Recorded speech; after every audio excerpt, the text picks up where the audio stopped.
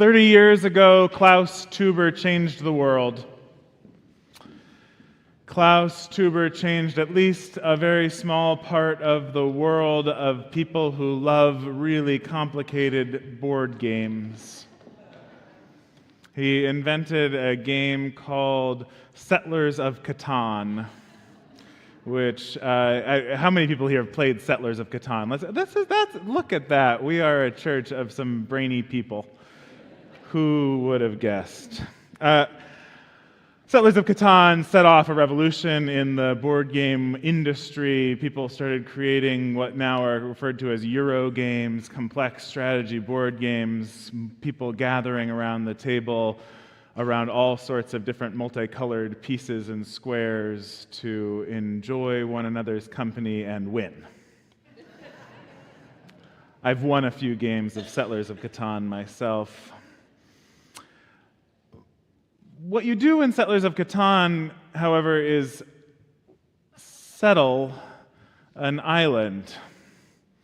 You come in and you build settlements, and then you build roads, and then you build cities, and meanwhile you extract all of the resources you can to build more and more settlements and cities. And while the indigenous people of the island are not represented in the game, there has never been a civilization bringing settlements and cities and extracting resources from a place in this world where an indigenous culture was not already in place. So, almost a decade ago, another game maker realized this. R. Eric Roos created another board game, this time with a cooperative style of play he called Spirit Island. In Spirit Island, rather than play as the colonial settlers, you take the part of one of the spirits of the island. You might be the thunder speaker or the waves lapping on the shore. You might be the river of sunlight. You might be, there's all sorts of spirits of the island now, and together, you as players, you enact the spirit's powers to obliterate the settlers who just keep pouring onto the island. You are on the side of the natives of that island, and you win when you have destroyed all of these plastic white settlements.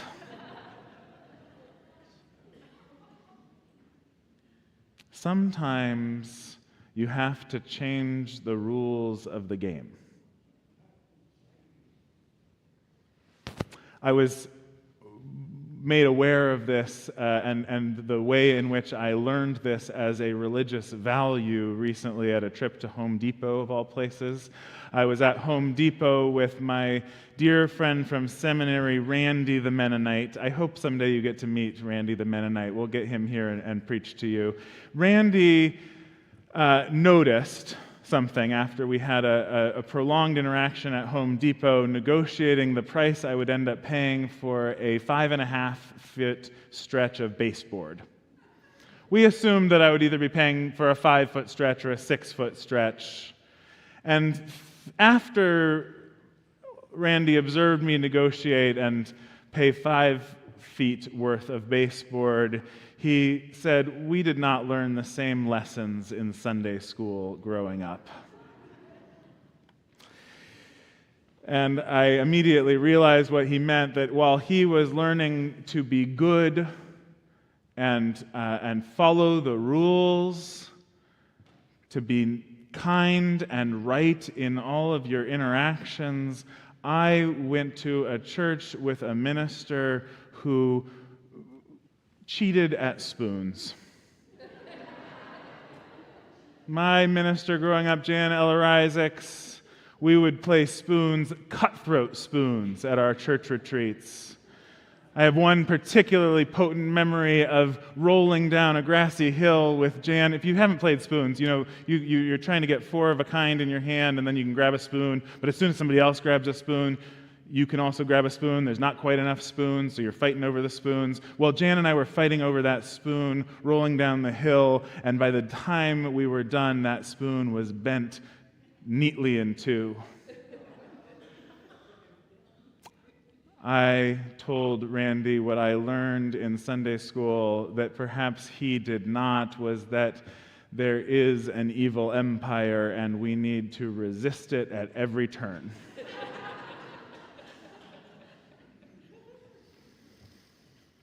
How do we know when we're following the rules which rules are helping to build the common good and which rules are leading us to be complicit with a coercive, domineering culture of empire?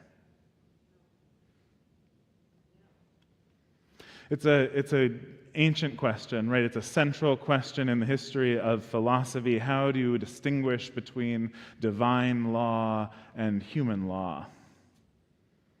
The medieval Christian theologian Thomas Aquinas tried to create this schema of understanding this question by synthesizing Christian theology and Greek philosophy. He organized this structure that human law should emerge out of natural law, the natural order that we can observe, which of course is reflective of the divine order, the divine law at the root of all things. But it's not that simple, is it? You know, I've mentioned this before, but you know how many colors there are in a rainbow? It's not 7. I mean, it's really just 6. I mean, go look at a rainbow. It's 6 colors. Indigo and violet. It's just purple. And you could separate any of the colors into 2 colors like that if you want. And then it would be more than 7. That was a good answer too. But Newton, when he was describing the 7 colors of the rainbow, he wanted there to be 7 so that it would fit with the holy number of 7 days of the week and 7 deadly sins. There must be 7 colors in the rainbow. Okay, I'm going to need a second with that one.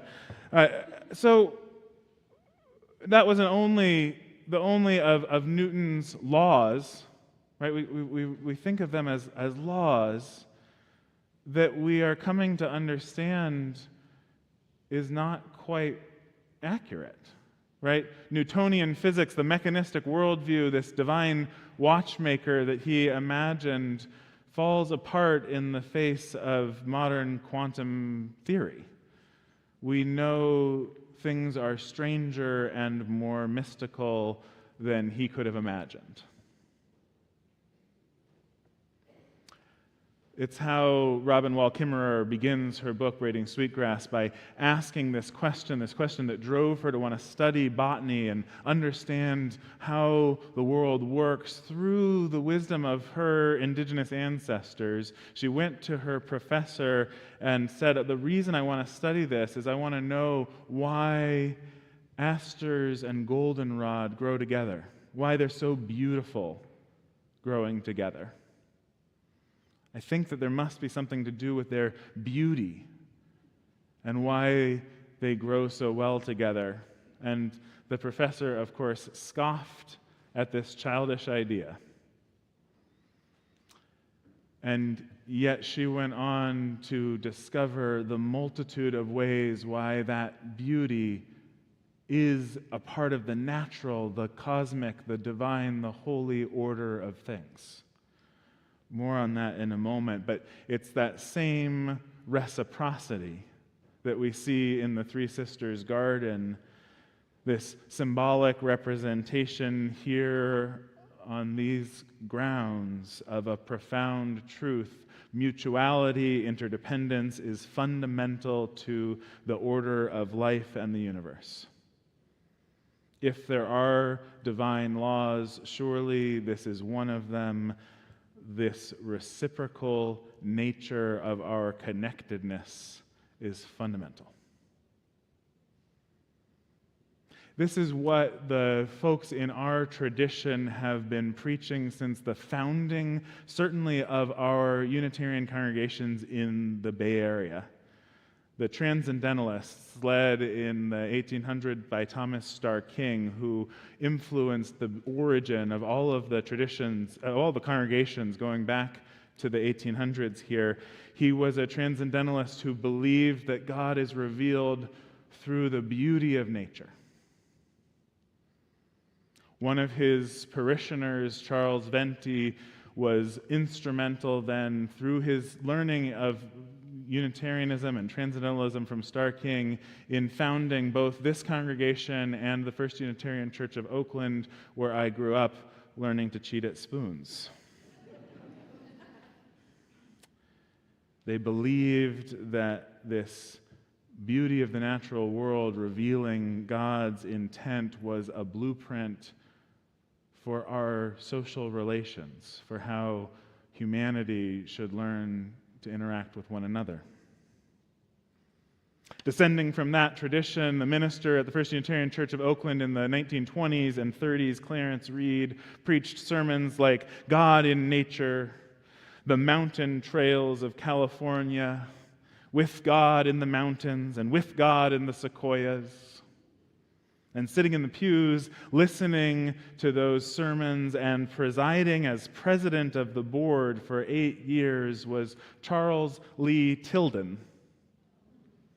He joined the church in 1936, the church board, in 1936, the same year he was elected to the inaugural board of trustees of the East Bay Regional Park District.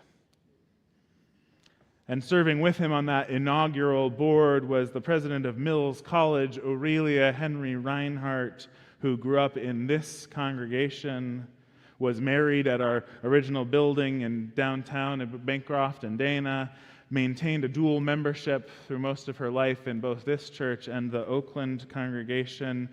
They dedicated themselves, Tilden and Reinhardt, to protecting land from development. When the East Bay Municipal Utility District was formed and figured out how to bring water from the Mokelume River in the Sierras and replace the need for relying on the water in our local watershed for our drinking water, all of the developers in the area got very excited to buy up the land that the East Bay Municipal Utility District owned. And Tilden and Reinhardt said, no, we can do better than that. This beauty, this natural preserve of God's intent should be preserved for the common good. We can live by a different set of rules. Rules that have preserved in the midst of our sprawling metropolis what the Transcendentalists would have considered God's greatest cathedrals. It was from these rules, this understanding of the natural order of reciprocity, of mutuality, the religiosity that this community cultivated in them, that they dedicated their lives to building that kind of common good. In fact, it was that religiosity, that belief in reciprocity that led Aurelia Henry Reinhardt to help found the United Nations as one of the delegates at its inaugural meeting in 1945.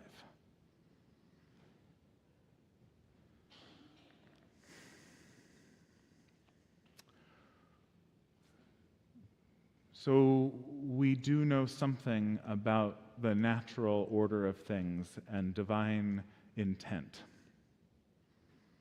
But we have to be continually careful. We have to be discerning about how we understand what is an authentic experience of that divine majesty and what is misled cultural inheritance.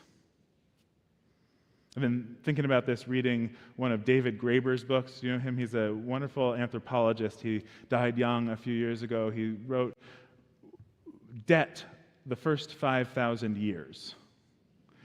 And it's quite a beautiful book.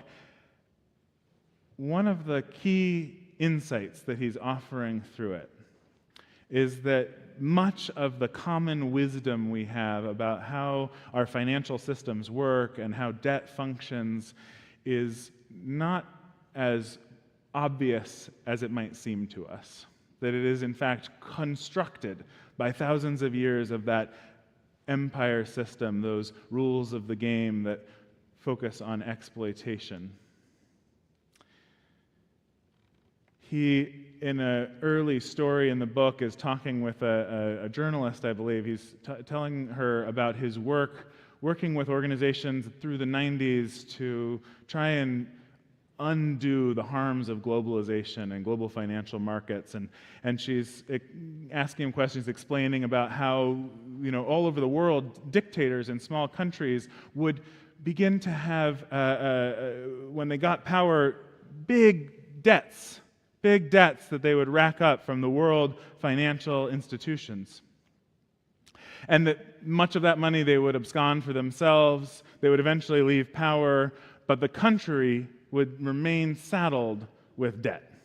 This was happening over and over again. And then an institution was created, a worldwide institution called the International Monetary Fund. You might have heard of it, the IMF, whose job it was to make sure those little countries paid their debts. To make sure that these people who were the most exploited, poorest places in the world stayed under the thumb of international systems of financial domination. They imposed, in exchange for being able to continue their economic well-being, to be able to grow and develop at all, harsh measures like making countries privatize their natural resources or enforcing they conform to other countries' ideas of free markets. The journalist responded to Graeber in this interview by saying, but surely, when she got it clear that his goal was to stop this process and offer something akin to the biblical notion of jubilee, she said, but surely one must pay one's debts. Isn't it the most obvious thing in the world? But what if, Graeber suggests, the very concept of this kind of debt was a perversion of the natural law of reciprocity? What if the moral failing was not to fail to repay a debt, but to create suffering by forcing repayment in an unjust caste system? Jesus got asked about this once. They sent some lawyers to Jesus to try and trap him in his words, the story tells us. Teacher, we know that you're a man of integrity, they said. You aren't swayed by others because you pay no attention to who they are, but you teach the way of God in accordance with the truth. Is it right to pay the imperial tax to Caesar or not? Should we pay or shouldn't we? And the story says, Jesus knew their hypocrisy. Why are you trying to trap me? He said. He knew that if he said, yes, you should pay them, he would be abandoning his people and his values. And if he said, no, you shouldn't pay them, he would be immediately at risk of his life and his liberty. So he refused to play by their rules. He played by his own rules. Bring me a denarius and let me look at it. They brought the coin, and he asked them, whose image is this and whose inscription? Caesar's, they replied, and he said to them, and you know what he said, give back to Caesar what is Caesar's, and to God what is God's. He made clear you can live your life by a deeper set of rules. There may not be an easy answer, there may not be a clear choice, but there is a deeper, more important order to the universe. Let Trump keep his Trump coin.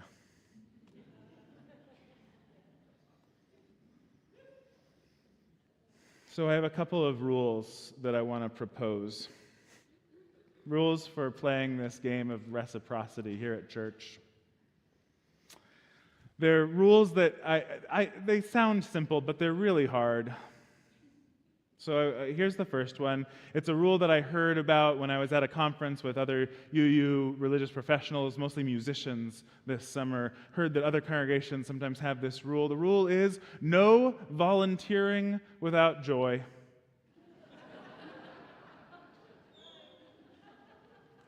Do not let your volunteering come from the place of a repayment of ugly debt. Let it flow from a deeper calling of reciprocity. Not that every task you do has to be happy, but let it be rooted in joy, rooted in mutuality. Let it be like goldenrod and aster, who grow together because they attract the bees more brilliantly when you get those purple and orange because of the way the cones in the eyes of the bees work, which are the same basic structure as the cones in our eyes. It's why aster and goldenrod are so beautiful and why they must grow together. Let us be a community like that. Now, I was mentioning this rule to Catherine, and Catherine suggested that we follow it with one more, and so I'm going to also offer you Reverend Catherine's corollary. No complaining about something unless you're willing to do something about it. Hard, simple to say, hard to practice. Really what I'm trying to say is this: perhaps the rules are simpler and more intuitive than we were led to believe. Perhaps the universe is unceasingly beckoning you to belong in its mysterious order of beauty. Perhaps in that late sage Mary Oliver's words, you need only let the soft animal of your body love what it loves. Look around at the world and awe in its majesty. Give thanks to be alive. Let the beauty of the world lead you in building the common good. And if the rules of the game you're playing don't leave you with moral choices, cheat. Cheat.